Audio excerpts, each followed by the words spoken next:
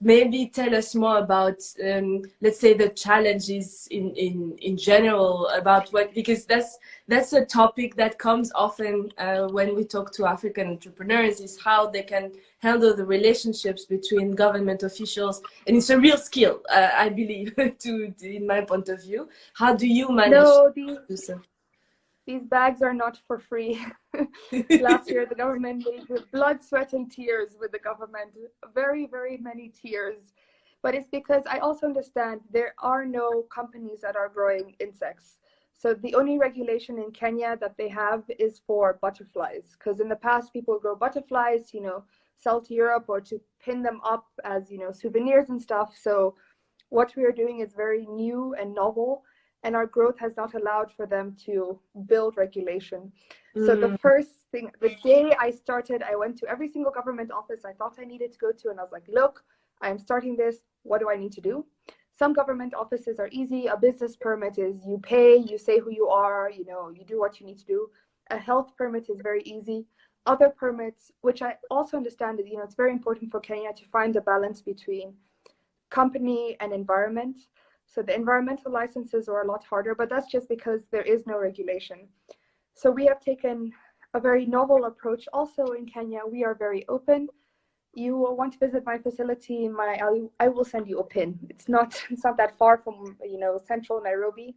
Every single government officer that has ever wanted to come, they have come. So my job in 2019 and 2020 was just education. Who do we need to educate about what we're doing, and for them to see the benefits of, what this means for the Kenyan economy, but also what this means for a clean, green Nairobi. Nairobi, the green city under the sun. How do we maintain the green city under the sun? Yep. By getting rid of that ridiculously big dump site. Yeah. So it's really no, I agree with you. It's a full-time job managing government relations. Just I can smile really well, and we really believe, that we have nothing to hide. So come and see everything that we're doing. Yeah, we were very lucky. Maybe I need to add that in our first year of operation, end of 2019, we had the president visit us. So wow. Then that he heard of us, via, and then he came to just see for himself. He's like, what the hell, who's growing insects for animal feed? So he came, he spent the afternoon with us, and then that made my life a lot easier in different conversations we were having around government regulation. Oh wow, yeah, no, but that sounds like it was a real journey. This whole government education, that's very interesting. And what about your allies? Did you have anyone that was a mentor for you or helped you navigate all of this? Because I totally understand when you're saying that when you start a business when you're under 30 and you all your team is young. That's also the case for us at Man Capital. And one thing that we believe also helped a lot is mentors and advisors. Did you have the chance to have those alongside you to grow? Luckily, I come from a very big African family. And a lot my dad has 6 successful companies under his belt. Wow. So there's a lot learning entrepreneurship from there. My mom she does a lot of contracting for the government. So then you learn a lot of how to smile, when to smile, and when to shut up from there. And also we have an excellent board. 2 of my board members are very heavily experienced in finance.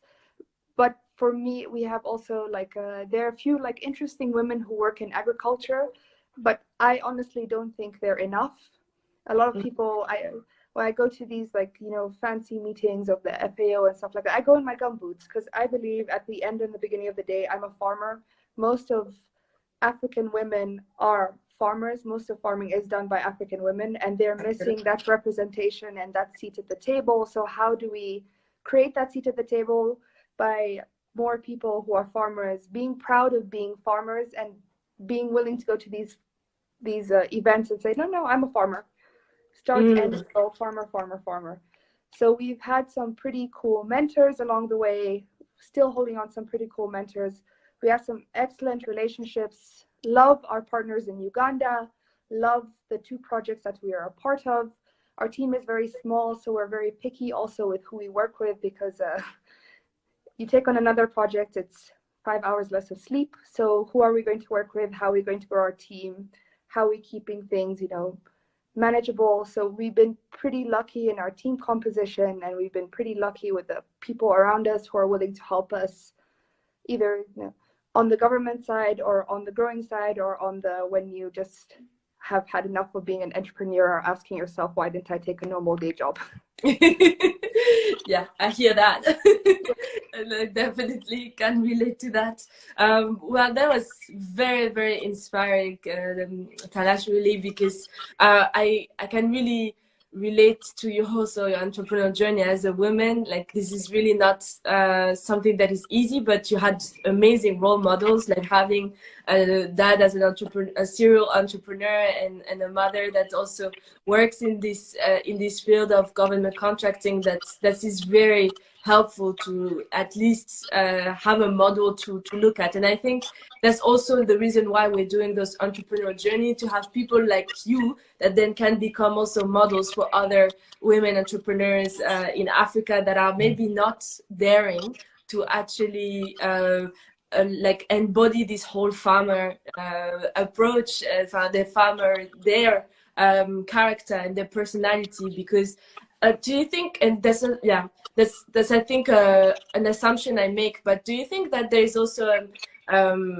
let's say a negative perception of farming in Africa, of being a farmer? Like, is it looked down upon, or?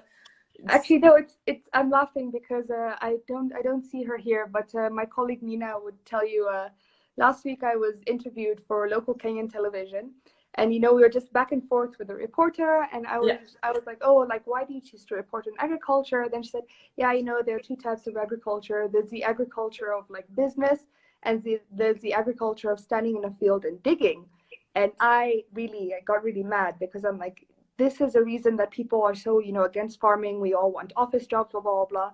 But I believe at the end of the day, everybody can have their very nice office jobs, but you still need to eat.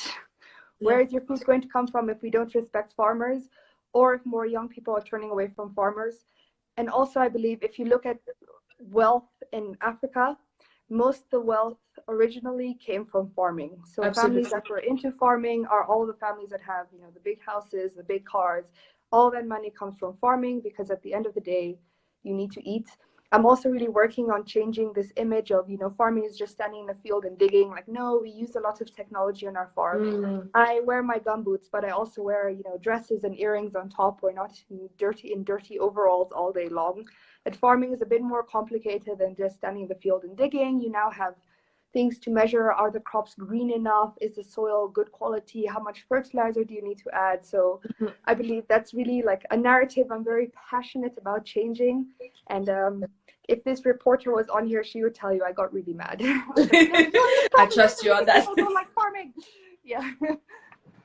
I definitely trust you on that, and I think this is so important that you spread the word about agriculture and about how to change that perception. Like, it's not it's not just a hazard that the African Development Bank has made agriculture the top priority in their 5 priorities for African development. Like, we absolutely need to tackle the problem of nutrition across the continent, and Africa is basically in French we would say, the grenier of the world. This is where agriculture is actually produced everywhere and imported. So we need to be able to have more young people engaging in those activities.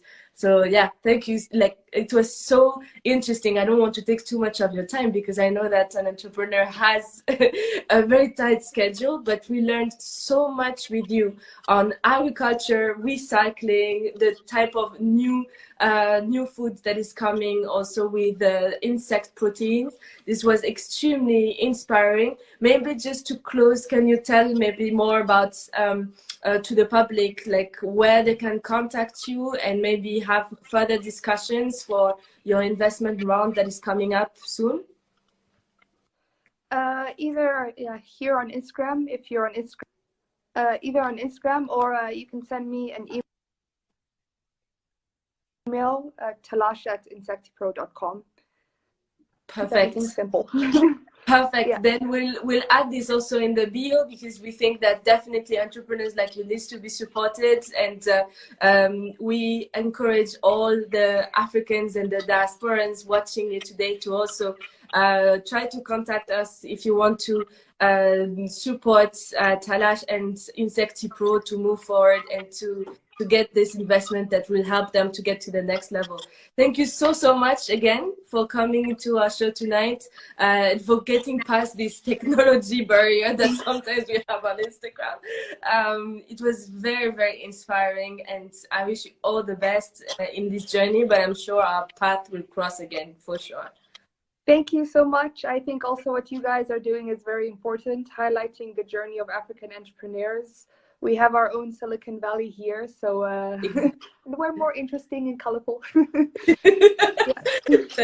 Definitely. And I think, like as you said, in Africa, we're seeing the most innovative technologies, and in every sector, be it in the financial industry, agriculture, healthcare, and this is definitely the time for, like, I'm very inspired to see like how you came from all your studies in Europe and just decided to go back and have an impact in your home countries. This is also exactly what we want to do at Melanin Capital, each and every person in the team. And yeah, really keep going. We're very supportive of what you do. It's very inspiring. Thank you so much. We'll talk again when we've opened our round. Perfect. Please do. We are here to support. Have a lovely evening. Thank you so much. Bye-bye. Bye-bye.